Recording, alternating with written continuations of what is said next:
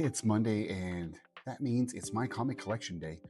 Today, I kind of wanted to just take a step back and focus on a event and comic that meant the absolute world at the time of its release.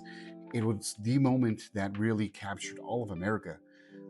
It was on all news stations, all media. Everybody was just crazy about it. Now, unfortunately, it didn't have a long standing effect, but the effect it had was ginormous. What I'm referring to is the deaths of Superman. Now, the issue itself, unfortunately, was oversaturated. It was over the 90s, so the actual issue itself doesn't have a whole lot of value to it. The significance, though, does. This is my copy of the infamous Superman 75, the death of Superman encased. But what I loved about it was the fact that it was an event so big, everybody recognized it. Not a single person didn't know it was happening. No one. The wish I would have is that we didn't oversaturate the market with the book itself, with different variants and printings, etc. But that was the 90s, unfortunately. That's what we had. But the story itself, I mean, the death of Superman was phenomenal. We were introduced to Doomsday. We were introduced to somebody who could actually take down the Man of Steel, who is a god in everyone's eyes. And the battle itself was brutal.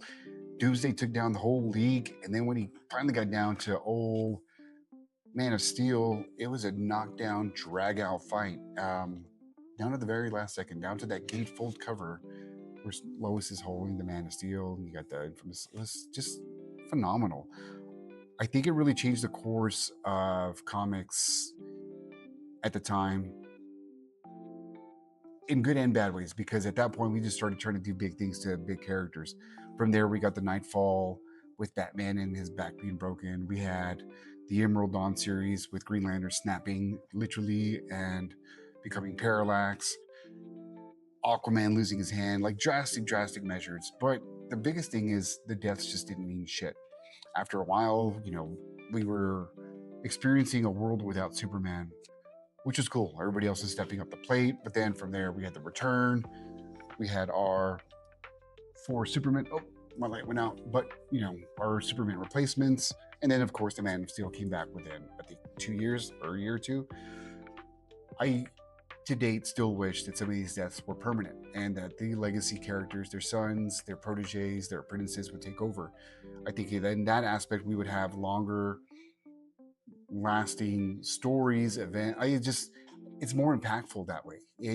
You also can build new stories from these things instead of trying to recycle different scenarios for the same fucking characters over and over. But I do recall, again, being a kid and hearing about this, reading it in Wizard magazine, reading it and watching Entertainment Tonight and seeing it on the news, and everybody was freaked the fuck out. Like, the Man of Steel, they're actually going to kill him. Why? Who would have thought it? And at this point, he's died a handful of times. But